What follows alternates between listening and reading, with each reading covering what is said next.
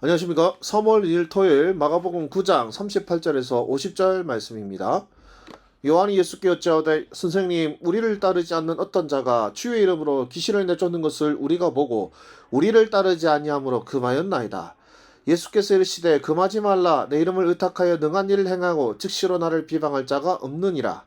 우리를 반대하지 않는 자는 우리를 위하는 자니라. 누구든지 너희가 그리스도에게 속한 자라 하여 물 한 것이라도 주면 내가 진실로 너희에게 이르노니 그가 결코 상을 잃지 않으리라.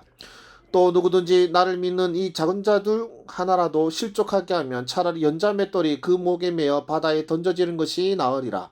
만일 내 손이 범죄하게 하거든 찍어버리라.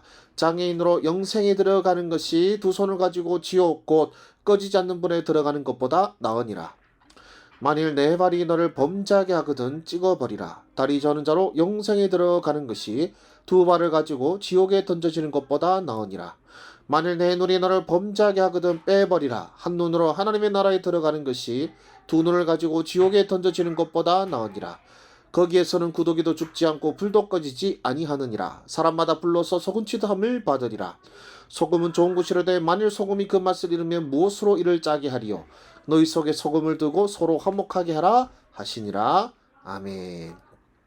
자, 오늘 말씀은 내용 자체는 어렵진 않지만은 아마 성경을 읽으실 때 종종 의문을 가지셨던 이 없음이라는 것에 대해서 이왕 나온 김에 한번 얘기를 나누고자 합니다. 44절 보시면은 이제 없음이라고 되어 있죠. 아마 여러분 성경을 보시면 이 없음이란 그 위에나 옆이나 아랫부분에 어떤 특정 기호가 붙어 있고요. 그것이 이제 밑에 각주로 표기가 되어 있을 것입니다. 제 성경에는 이렇게 표시가 되어 있고요.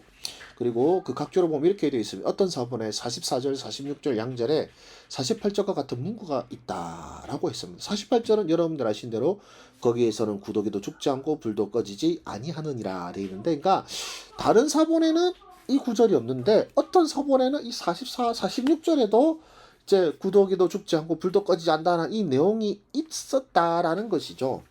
그럼 이것이 어찌된 영문이냐 할 때 우리 개역 개정 성경과 그리고 우리 권위 있는 공인 성경들 있지 않습니까? 예를 들어서 우리 대한성서공회에서 나오는 우리 성경 번역본들과 또 우리 교수님들이나 우리 신학생들이 혹은 목사님들이 참고하는 헬라어 원문 성경이 있습니다. 그게 뭐냐면 이제 UBS라고 불리는 것과 네슬 알란드 이제 판이 있거든요.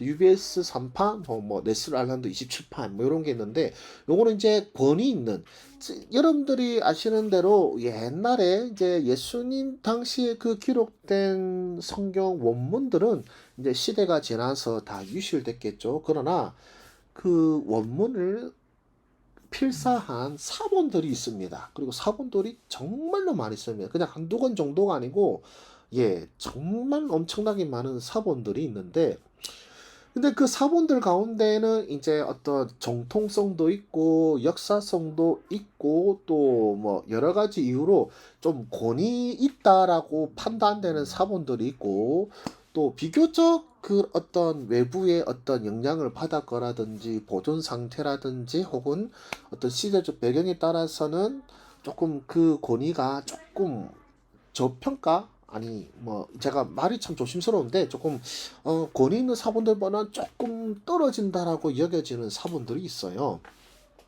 우리 개역 한글 성경은 이제 소위 말하는 권위 있는 사본들의 편집본인 USB 3판이나 네슬란드 27판 요것들을 이제 기본으로 베이스로 해서 이제 번역을 하였는데, 그 권위 있는 사본 이제 그 UBS 3판이나 네슬란드 27판이 인용하고 있는 이제 권위 있는 사본들이 뭐 시내산 사본, 그다음에 뭐 바티칸 사본, 그다음에 뭐 에프레미 사본, 뭐 레기우스 사본 등 뭐 요런 것들이 있습니다. 어쨌든 그런 권위 있는 사본들에게는 뭐냐면 이 44절이 없는 거예요. 46절이.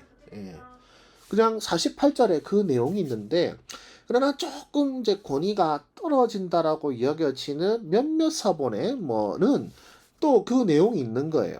44절에 44절, 46절이 48절과 같은 내용이 있는데, 뭐 예를 들어서 표준 원문 혹은 공인 원문이라고 하는 것과 알렉산드리아 사본, 뭐 베자 사본 같은 몇몇 사본들에게는 이제 요 문장이 있었다라는 것이죠.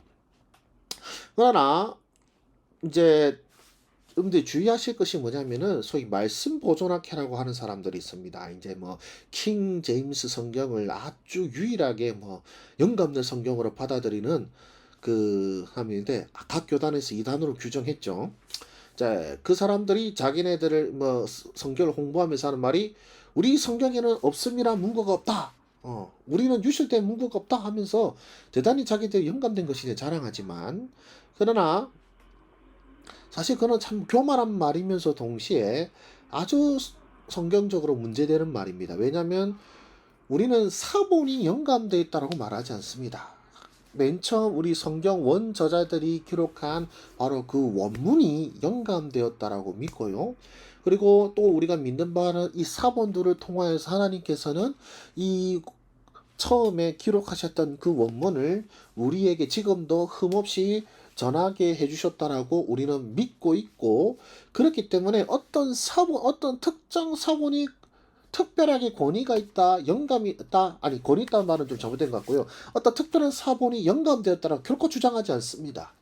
사본에는 다 오류가 있음을 인정하고 그 오류들을 서로 다른 사본들을 통해서, 그리고 조금 더 조금 더 오래되었거나 조금 더 보존 상태가 좋았거나 하는 그런 사본들을 통하여서 결국 이제 이러했을 것이다. 그리고 이것이 하나님께서 우리에게 주신 이 원문의 내용이다라고 우리는 믿습니다라고 고백하는 것이지, 어떤 특정 사본이 무조건 옳다라고 하지 않습니다. 이제 말씀 보존학회는 바로 특정 사본이 무조건 옳고 그것이 영감되었고, 어느 정도냐면요, 이 표준 원문, 이 킹제임스 성경에 쓰여졌던 뭐 라틴어나 이게 더 옳고 그 이전에 기록된 사본들은 다 헛되고 그 이후의 사본들도 다 그러니까 가치가 없다, 뭐 이런 식으로 아주 교만한 발언을 하는 분들입니다. 그래서 그런 말에 여러분 휩쓸리지 마시고, 오히려 우리가 권위 있는 사본을 갖고 있지만 그러나 그럼에도 불구하고 다른 사본에 또 이 구절이 있기 때문에 혹시나, 그리고 조심스러운 마음으로 굳이 없음이라고 표기하고 다른 사본에는 이런 내용이 있습니다라고 소개한 그런 우리 한국의 개혁 개정판이나 혹은 다른 제 권위 있는 원문을 다루는 이 성경 번역본들이 하는 그것을 겸손함이라고 생각하시면 되겠습니다. 우리가 무조건 옳다라고 싹싹 재버린 것이 아니고, 혹시나 만에 하나라도 우리가 틀리고 또 하나님께서 주신 이 말씀이 이 내용일 수도 있기 때문에 그렇게라도 소개하는 그것을 겸손이라고 여겨주시기를 바라고요. 도리어 자기네는 없다라고 또 자기네는 옳다고 주장하는 그분들을 교만하다라고 생각하시면 맞지 않을까 싶습니다. 좀 얘기가 길어졌는데요. 바로 우리 묵상을 위한 질문으로 들어가도록 하겠습니다. 예, 잠깐 정지하시고 묵상하시고 나누도록 하겠습니다.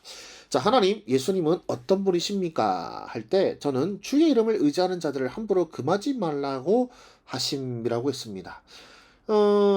제자들이 누군가가 예수님의 이름으로 무언가를 행했죠. 이적과 기사를 행한 것입니다. 그러나 제자들은 뭐라고 합니까? 이제 우리를 따르지 않으므로 금하였나이다 이랬거든요. 그러니까 예수님의 이름으로 귀신을 쫓았는데 우리를 따르지 않으므로 그들을 금하였다 했지만, 그러나 예수님께서는 뭐라고 하십니까? 그들을 금하지 말라 하시고 뭐라고 하셨냐면 내 이름을 의탁하여 능한 일을 행하는, 그러니까 제자들은 그냥 예수님의 일을 팔았다라는 형식으로 원문에 그렇게 조금 그런 뉘앙스가 나타내거든요. 그러니까 예수님의 이름을 팔아먹고 자기들은 뭔가 이속을 친 것처럼 표현하지만, 주님께서는 말씀하십니다. 주님의 이름을 의지한다라는 느낌이 더 강해요. 예수님께서 말씀하신 표현은. 그래서 주님의 이름을 의지하는 자들을 함부로 금하지 말라라고 말씀하시는 분이시고요. 그 다음에 연약한 자들을 실족해 하는 것을 경고하시는 분, 그리고 제약을 경고하시는 분이라고 하였습니다. 나에게 무엇을 말씀하십니까? 할 때 특권층이 되려고 하지 마라 라고 했습니다. 그 제자들이 하려고 한 것이 사실은 특권의식이거든요. 그러니까 제자들은 뭐냐면 자신들이 예수님을 만나는 유일한 통로가 되고 싶은 거예요. 오늘 말씀에서 나타나는 이 제자들의 모습은 그저 예수님의 이름이 욕되게 될까봐 걱정스러운 것이 아니라 자신들만이 예수님을 만나는 통로가 되어야 되고, 자신들을 거치지 않고 예수님 이름을 거는다는 것은 말이 안 된다, 이렇게 된 것이죠. 그런 특권의식인 것이고 주님께서는 그런 특권의식을 결코 칭찬하지 않으셨습니다. 주님께서는 내 이름으로 행하는 자들을 금하지 말라라고 하셨고 예수님의 이름을 의지하여 이 일을 행하는 사람들은 예수님을 대적할 수 없기 때문인 것이죠. 그래서 그런 의미에서 이제 뒤에 바로 다음에 나오는 이제 실족해 하지 말라는 내용도 이제 이해가 되는 것이 그러니까 그 자존감이 내가 예수님의 제자라는 자존감이 자만심이 되어서 다른 이들을 멸시하고 그들을 실족시킨다면 그것은 큰 죄악이 된다라는 것이죠. 사실 저는 이런 것들을요 조금 대형교회 출신 분들에게서 많이 보게 됩니다. 그러니까 그 대형교회 같은 것이 본인이 한 일도 아닌데 마치 본인이 뭔가 있는 것처럼 혹은 어느 목사님한테 배웠다.